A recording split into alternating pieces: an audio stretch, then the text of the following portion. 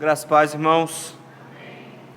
Vamos abrir as nossas Bíblias no Evangelho de Lucas, capítulo 18. Evangelho de Lucas, capítulo 18. Nós faremos a leitura a partir do versículo 35 até o versículo de número 43. Diz assim a palavra do Senhor. Aconteceu que, ao aproximar-se ele de Jericó, estava um cego assentado à beira do caminho pedindo esmolas. E ouvindo o tropel da multidão que passava, perguntou o que era aquilo. Anunciaram-lhe que passava Jesus o Nazareno. Então ele clamou: Jesus, filho de Davi, tem compaixão de mim. E os que iam na frente o repreendiam para que se calasse. Ele, porém, cada vez gritava mais: Filho de Davi, tem misericórdia de mim. Então parou Jesus e mandou que lhe trouxessem. E tendo ele chegado, perguntou-lhe: Que queres que eu te faça? Respondeu ele: Senhor, que eu torne a ver. Então Jesus lhe disse: Recupera a tua vista. A tua fé te salvou. Imediatamente tornou a ver e seguia-o, glorificando a Deus. Também todo o povo, vendo isto, dava louvores a Deus. Vamos orar. Santo Deus bendito e eterno, glória seja dada ao teu nome, Senhor. Te bendizemos e te louvamos, porque reconhecemos a sua grandeza e a sua majestade. Te louvamos também porque reconhecemos a tua misericórdia em nos resgatar do império das trevas, nos conduzir para a salvação e nos dar a bênção de nos reunirmos com o teu povo para te adorar, Senhor. E agora, meu Deus, com a tua palavra aberta diante dos nossos olhos, te rogamos misericórdia novamente, meu Deus, para que o Senhor fale conosco, abra os nossos olhos, nos faça compreender a tua vontade, ver a grandiosidade da tua salvação, a alegria que temos em fazer parte do teu povo. Abençoa-nos nessa noite, falando conosco, no nome de Jesus. Amém. Há uma corrente nas atividades humanas que, quando levada pelo fluxo, conduz à fortuna. Omitida, toda a viagem de sua vida fica envoltas em sombras e miséria. Essa é uma frase de William Shakespeare, no livro Júlio César, uma comédia, aliás, uma tragédia que ele escreve, uma peça teatral baseada numa história romana de Júlio César, uma história que os irmãos conhecem muito bem, que entre elas tem figuras como Cleópatra. Mas é interessante como ele consegue sintetizar um princípio bem simples, que é o fato de que nós temos em determinados momentos da vida oportunidades únicas que não se repetem nunca mais. Oportunidades estas que, vez ou outra, nós podemos abraçá-las ou desperdiçá-las. Oportunidades que, uma vez abraçadas, elas podem nos levar para o bem ou para o mal. Oportunidades que, uma vez abraçadas, podem, por exemplo, nos trazer felicidade, como, por exemplo, encontrar a pessoa perfeita para se casar. Ou oportunidades que podem, uma vez abraçadas, nos levar a dias terríveis, como uma boa oportunidade de emprego que vai nos levar a um distanciamento do Senhor, que vai nos levar a um casamento arruinado, uma vida de solidão no futuro. Oportunidades que também, uma vez desperdiçadas, podem significar um ganho. Você pulou uma fogueira quando deixou de se casar com aquela pessoa que não prestava, e mais tarde você descobriu que não era uma coisa boa. Ou, uma vez desperdiçadas, podem ser o arrependimento para o resto da vida, porque simplesmente você sabe que você perdeu muito por não ter abraçado aquela oportunidade. Ter uma chance, uma única chance na vida, para mudar a vida inteira. Todos nós já passamos por isso em várias situações e vários momentos da vida. Mas desperdiçar uma chance boa pode significar um arrependimento para sempre. E o texto vai nos falar de uma oportunidade dessa, que era uma chance imperdível, e que esses homens aproveitaram de forma plena. Na verdade, meus irmãos, Cristo veio trazer a luz ao mundo, veio iluminar os olhos e o entendimento do mundo, mas para que o mundo soubesse quem Ele era, Ele também deu a vista a cegos. Então, os milagres que Jesus executa estão, na verdade, atrelados à pessoa divina que Ele é. Ele demonstra para todos que Ele possui o poder sobre a criação. Ele ordena e a criação obedece da mesma maneira como foi lá atrás, no passado, no capítulo 1 de Gênesis. Ele ordena e as coisas realmente vão lá e acontecem. De maneira que quando o Senhor controla as coisas, ou quando o Senhor produz curas, o Senhor mostra na verdade que o mundo inteiro está sob o seu comando, inclusive o próprio pecado que produziu as enfermidades estão ainda sob o seu comando, de forma que Ele pode reverter os efeitos dele na hora que Ele bem entender. Esse texto, meus irmãos, vai nos falar de um evento como esse, de uma cura que todos nós conhecemos de cois salteado. Nós já ouvimos muito essa história, mas nós temos um problema aqui, pelo menos dois problemas aqui, bem rápido quando nós lemos esse texto. Para quem é um leitor um pouco mais atento, vai ver que esse texto se repete não só em Lucas, mas também em Mateus capítulo 20 e em Marcos capítulo 10. Mas tem duas diferenças básicas quando eles escrevem isso aqui. Em primeiro lugar, onde é que Jesus está? Por exemplo, Lucas vem dizendo que Jesus está se aproximando de Jericó. Jesus está entrando em Jericó. Mateus e Marcos dizem o contrário disso. Mateus e Marcos dizem que Jesus está saindo de Jericó. A pergunta que se faz é: quem é que está certo? É Mateus e Marcos que estão certos, dizendo que Jesus está saindo de Jericó? Ou Lucas que está dizendo que Jesus está entrando em Jericó? Aqueles que duvidam da Bíblia e que procuram na Bíblia erros e falhas, eles de cara já dizem: tem um erro aqui, tem um erro. Mas na verdade, meus irmãos, não existe erro algum. O que existe é má vontade para interpretar. O que acontece é que existiam duas Jericó naquele período. Existia uma Jericó antiga, a do Antigo Testamento, e existia uma Jericó nova, uma Jericó que foi criada por Herodes. E as ruínas da cidade antiga de Jericó ficavam a pelo menos de 2 quilômetros de distância da nova Jericó. Então o que o texto está fazendo, na verdade, é dependendo do ponto de vista.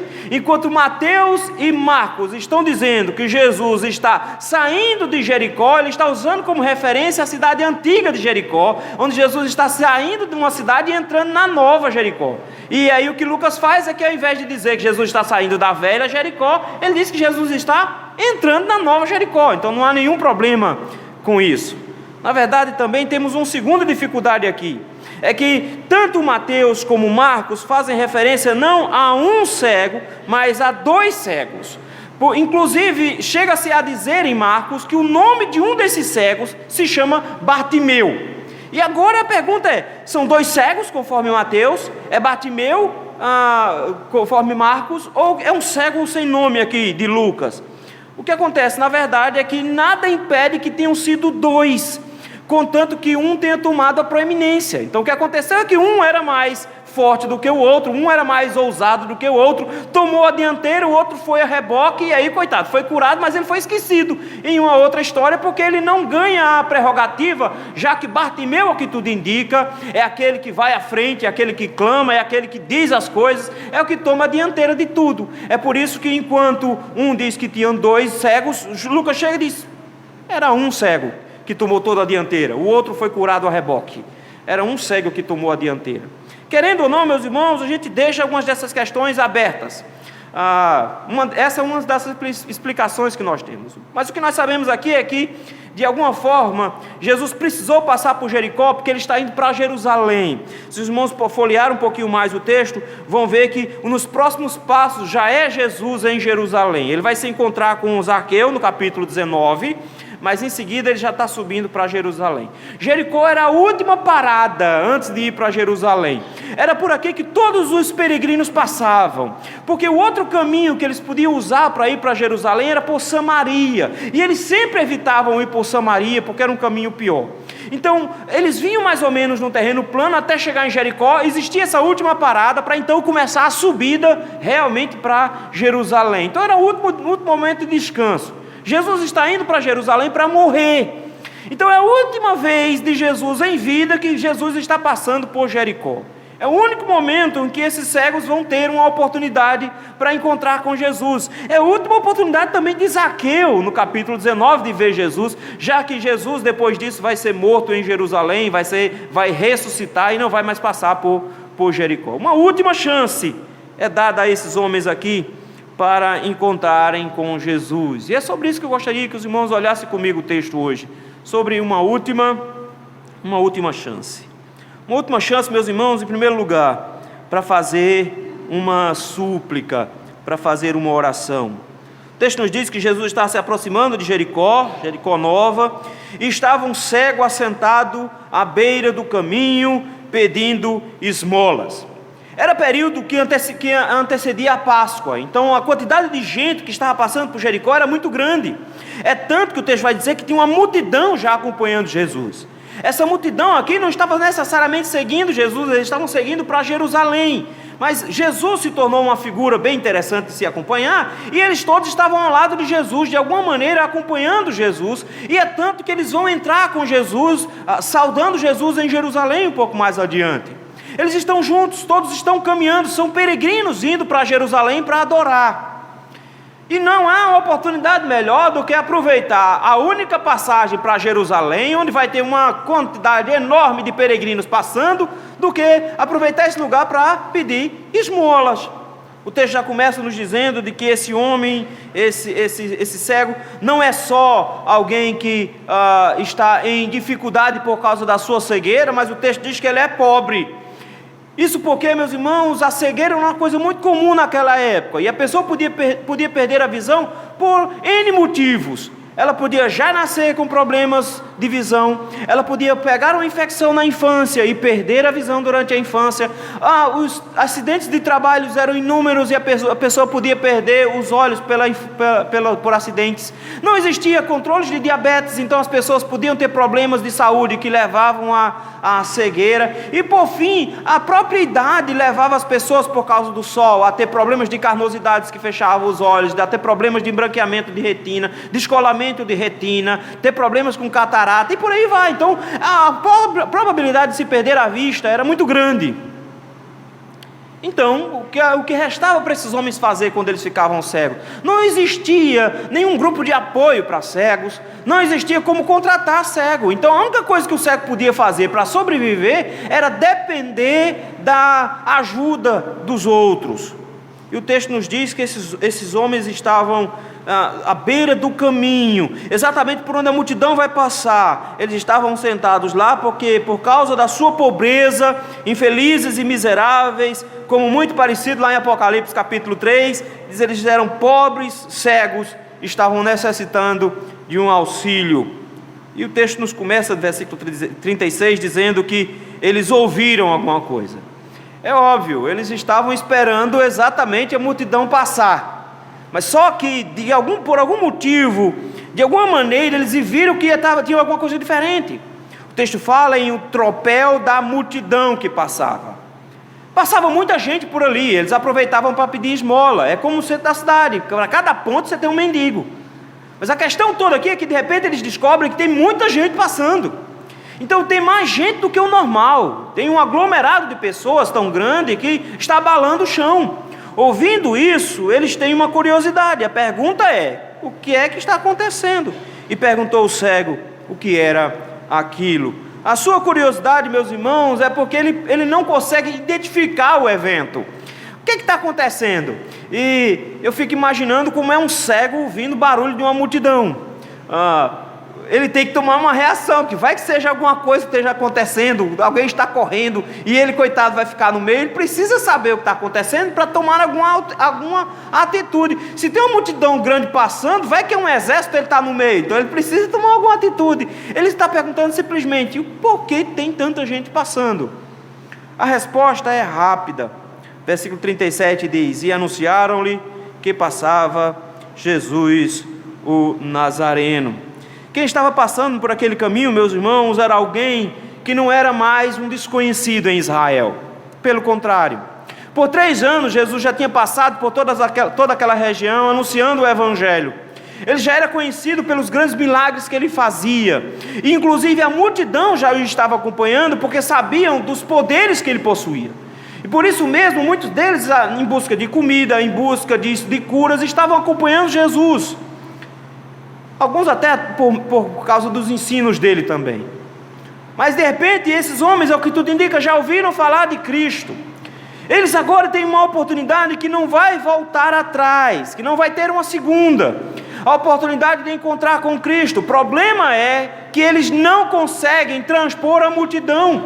Como um cego vai se meter no meio de uma multidão e encontrar uma única pessoa lá no meio? Enxergando já era difícil. Veja a dificuldade de Zaqueu, só porque era pequeno, para conseguir encontrar Jesus no meio daquela multidão. Olha a dificuldade, subiu em cima de uma árvore na entrada de Jericó, na tentativa de ver. Imagina um cego para encontrar o que não está vendo. Como é que eles fazem agora? Eles podiam simplesmente parar e deixar para lá. Não tem jeito, nós não vamos conseguir chegar até ele, nós não vamos ter acesso a ele. Se eles tivessem tomado essa atitude, meus irmãos, eles teriam perdido uma oportunidade única em suas vidas. Mas não, eles resolveram fazer uma coisa bem simples. Eles resolveram orar. E a oração deles é feita com fé e é feita com fervor. Versículo de número 38. O texto nos diz que ele começou a clamar. É uma oração feita com ânimo, com muita vontade. Ele gritava, na verdade. E o clamor dele mostra que não era um clamor desprovido de informação. Ele era um clamor com conhecimento. Notem aí, o texto diz: Jesus, filho de Davi. A gente pode achar que isso aqui é uma expressão comum, que tanto faz ele dizer que Jesus é filho de Davi. Na verdade, essa expressão já foi colocada um pouco antes, com referência a Jesus. Mas na verdade isso não era uma expressão tola. Pelo contrário, essa expressão denota que eles sabiam exatamente quem era Jesus, a tal ponto de reconhecerem que Jesus não era um simples profeta de Israel, não era um simples curandeiro de Israel, mas era muito mais do que isso. Ele era o próprio Messias enviado. Ao dizer que Jesus é filho de Davi, eles reconhecem Jesus como filho de Deus. Eles reconhecem Jesus como sendo aquele para quem as profecias apontam. Eles reconhecem Jesus como Cristo. A sua oração, meus irmãos, de cara é uma declaração de fé. Eles estão dizendo: nós cremos que Jesus é o Cristo. E esse cego ora clamando, dizendo: Jesus, filho de Davi. E de repente ele complementa isso com uma frase bem simples, mas que também diz muito da sua teologia. Ele diz: tem compaixão de mim. Esse capítulo todo, vocês notaram isso, mas ele fala o tempo todo sobre oração. O capítulo começou no versículo 1, falando sobre uma parábola de uma mulher que, sendo velha e viúva, não tinha condições de ganhar uma causa na justiça, e a insistência dela para com um juiz que é ímpio, fez com que ela ganhasse. É o Senhor estimulando o povo a orar, a insistir nos seus pedidos e rogar ao Senhor por graça. Em seguida nós temos a parábola do fariseu e do publicano, mostrando que tem um que sabe orar e o outro que não sabe. Um que ora de si para si mesmo, cheio de arrogância e pretensão, e o outro que sabe exatamente o que pedir. O texto nos diz que o publicano, ainda em pé ao longe, não ousava levantar os olhos aos céus, mas a única coisa que ele rogava, versículo 13, era: ó Deus, sê propício a mim, pecador. Notem, meus queridos, que o princípio que ele coloca aqui é que esse cego ora não conforme o publicano, mas ele usa basicamente as mesmas palavras que o cobrador de impostos usou, o publicano usou. Ele não ora conforme o fariseu. Ele diz: filho de Davi, tem compaixão de mim. Ele clama por misericórdia. Ele clama para que o Senhor lhe seja propício. Ele sabe que o Messias está passando e ele precisa que o Messias o acuda. Ele precisa que o Messias o auxilie. E ele clama pela misericórdia de Jesus Cristo. Ele sabe que quem está passando ali é um rei. Ele sabe que é o Rei Todo-Poderoso que passa, mas ele clama pela misericórdia desse filho de Davi. Olha que coisa bonita, meus irmãos. Ele busca a bênção do Senhor, ele busca a compaixão do Senhor, ele busca a misericórdia do Senhor, mas os homens não atendem bem ao que eles estão pedindo. Versículo número 39. O texto diz que os que iam na frente, o repreendiam para que se calasse. Nós não sabemos ao certo porque esse pessoal está reclamando. Ao que tudo indica, eles estão com o mesmo espírito dos discípulos no versículo número 15, quando os pais traziam crianças para que Jesus tocasse e as abençoasse, e o versículo 15 diz que os discípulos, vendo, os repreendiam, e eles repreendiam porque, ao que tudo indica, queriam poupar Jesus do incômodo. Pode ser que essas pessoas aqui estejam tendo a mesma atitude dos discípulos, tentando fazer com que Jesus não fosse incomodado.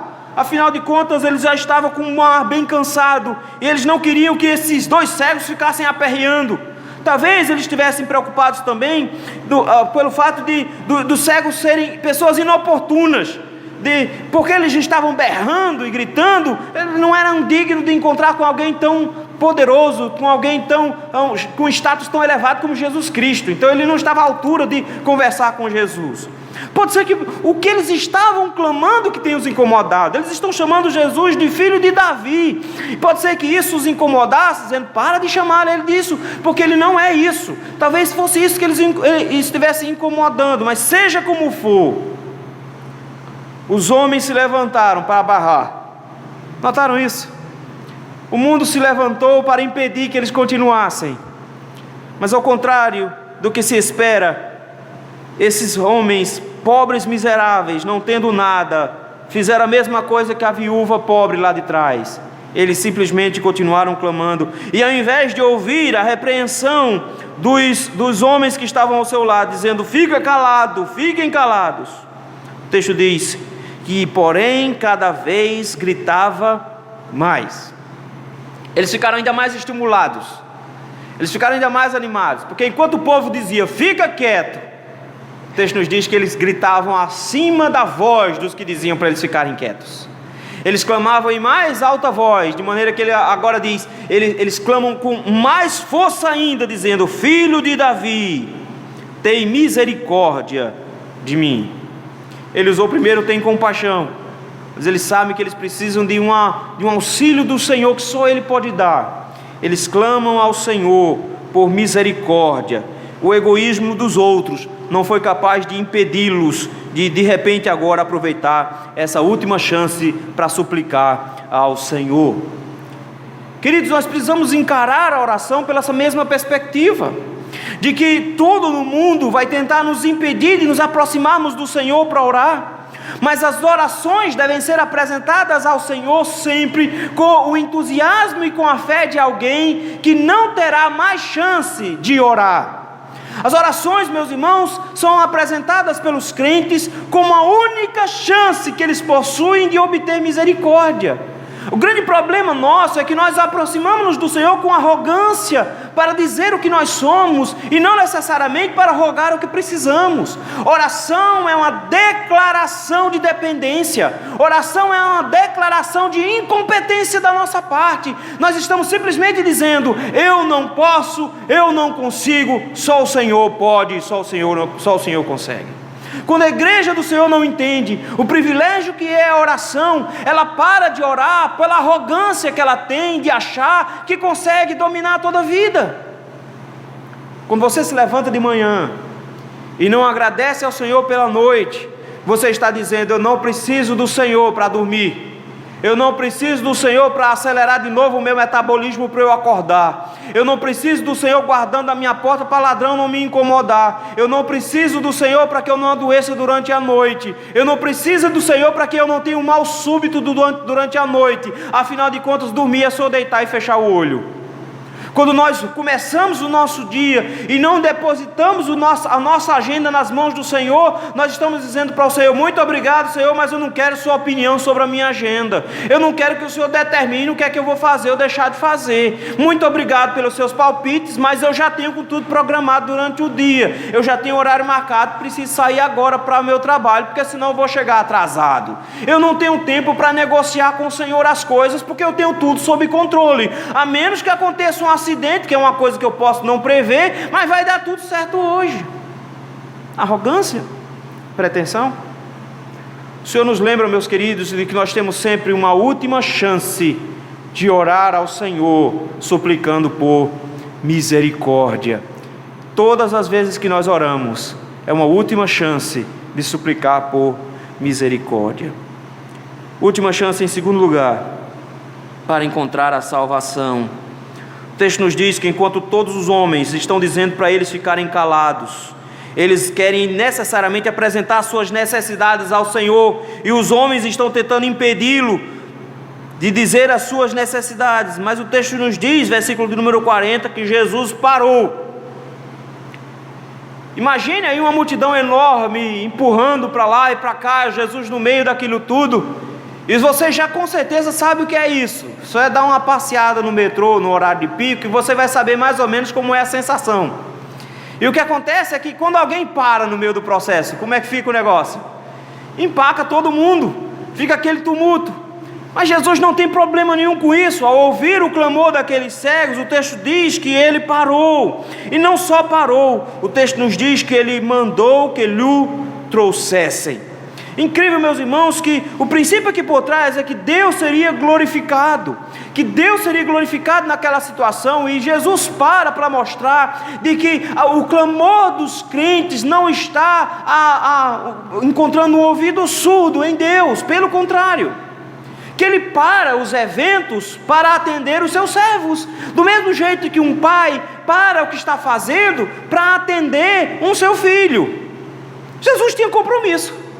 Jesus estava indo para Jerusalém. Imagine como já estava o coração de Jesus. Ele já sabia que em poucos dias ele estaria crucificado. Ele já sabia que estava indo, se encaminhando para a morte. A quantidade de preocupações e temores que estava na mente e no coração de Jesus, a quantidade de coisa que estava passando pela cabeça dele enquanto ele está indo para Jerusalém. Mas com tudo isso passando pela sua mente, qual é a preocupação de Jesus agora?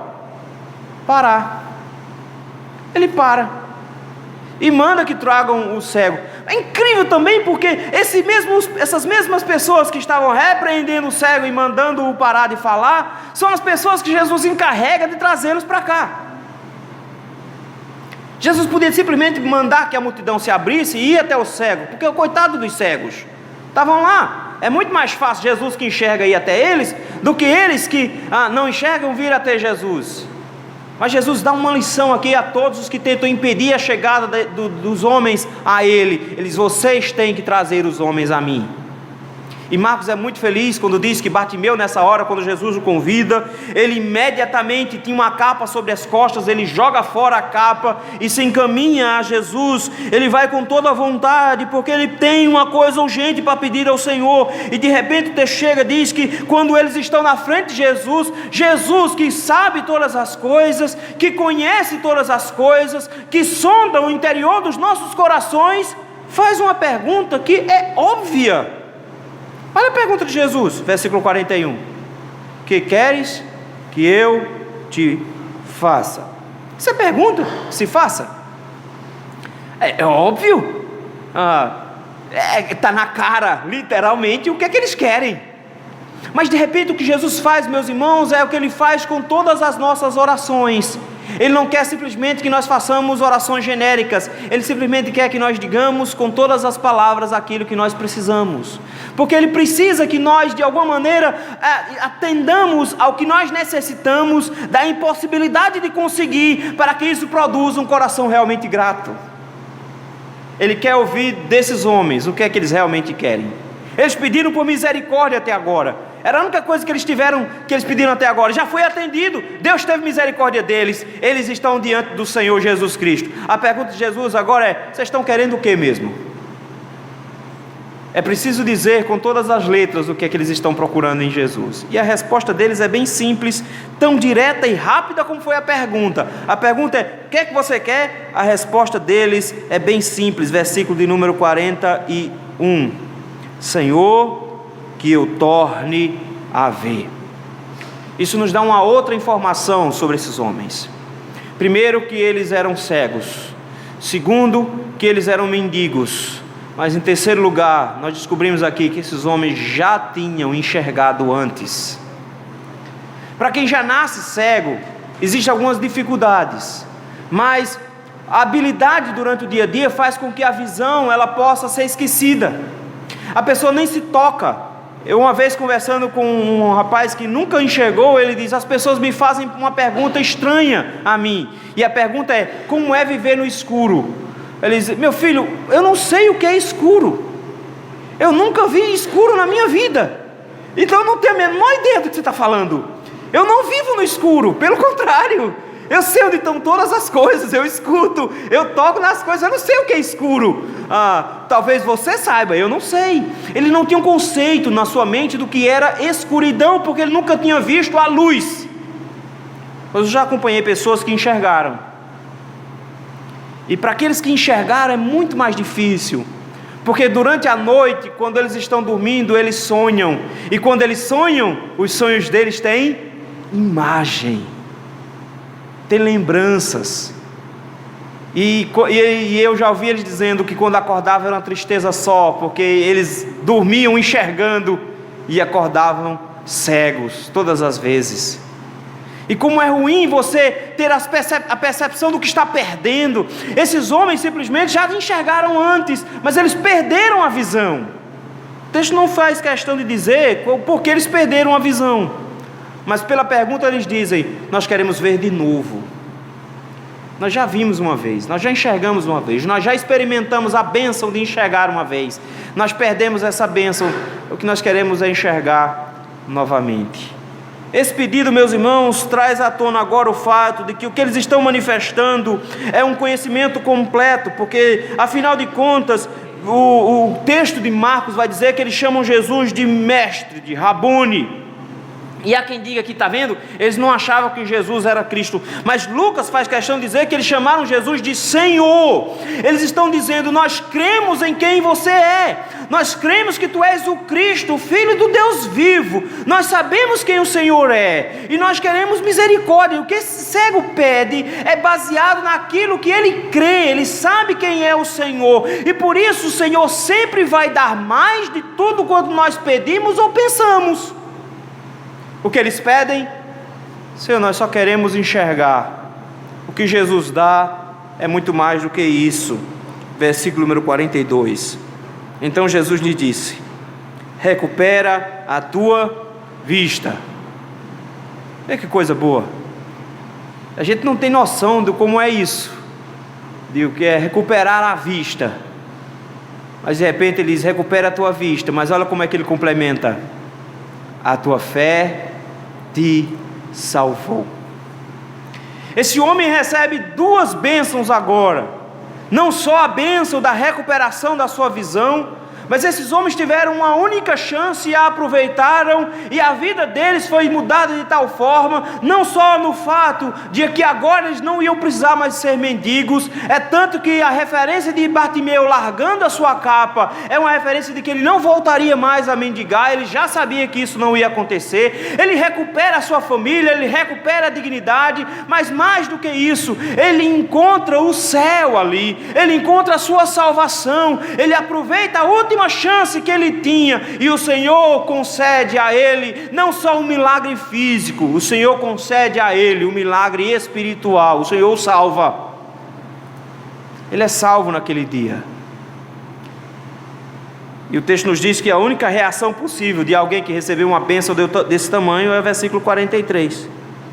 Imediatamente tornou a ver, e em seguida seguia-o glorificando a Deus. Esse homem ia passar a Páscoa sentado. Esse homem ia passar a Páscoa à beira de um caminho, pedindo moedas, esperando pela gentileza de alguém, esperando pela misericórdia de alguém. Esse homem agora, o texto nos diz que ele se junta à multidão.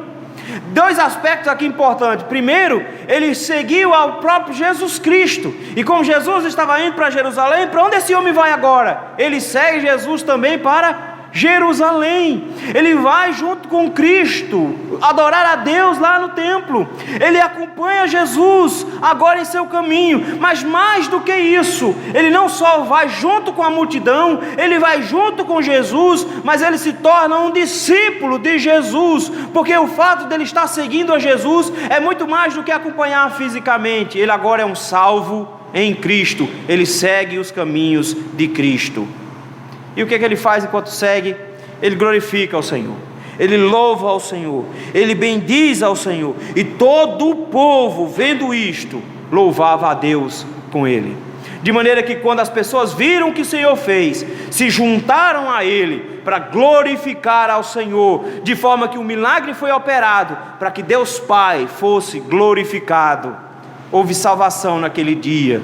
As pessoas se alegraram com um cego que passou a enxergar, por um pecador que foi salvo do inferno naquele dia. Queridos, uma última chance era a única coisa que eles tinham, e eles souberam aproveitar de maneira incrível, porque olha o contraste entre esses dois homens e o rapaz do versículo número 24. Nós temos um homem que era rico, versículo número 18 diz que ele era riquíssimo, que ele tinha uma boa vida e que ele tinha boas condições. Ele chega diante do Senhor como um rico, mas ele sai, versículo 24, como um pobre, com o Senhor dizendo: quão difícil entrarão no reino dos céus que têm as riquezas. Ele chega rico e de repente sai pobre. Esses dois homens aqui, esses dois cegos, ou esse cego Bartimeu, chega diante de Jesus pobre e sai completamente rico. Aquele primeiro chega cheio de vanglória, cheio de empáfia, se achando o justo e o poderoso. Esse daqui chega ou não dizendo: Senhor, tem misericórdia de mim. Um jovem rico faz contraste com um cego pobre, mostrando um fariseu e um publicano em oração, quando um na verdade sai justificado e o outro condenado. O jovem rico serve de advertência para aqueles que acham que conseguem a salvação pelos seus próprios méritos. Um mendigo ao pé da entrada de Jericó nos lembra que a salvação veio de graça e veio simplesmente por aproveitar uma última oportunidade para clamar ao Senhor. Esses homens tiveram suas vidas modificadas e o Senhor continuou seguindo, entrando em Jericó e em seguida indo para Jerusalém. Você pode dizer: ok, não vamos dar aquelas expressões de pentecostal, e Jesus está passando agora, começa a pedir. Lembra da música? Não. Você pode dizer assim: Jesus não precisa estar passando agora, porque Ele não vai passar feito tem um homem de branco nesse lugar.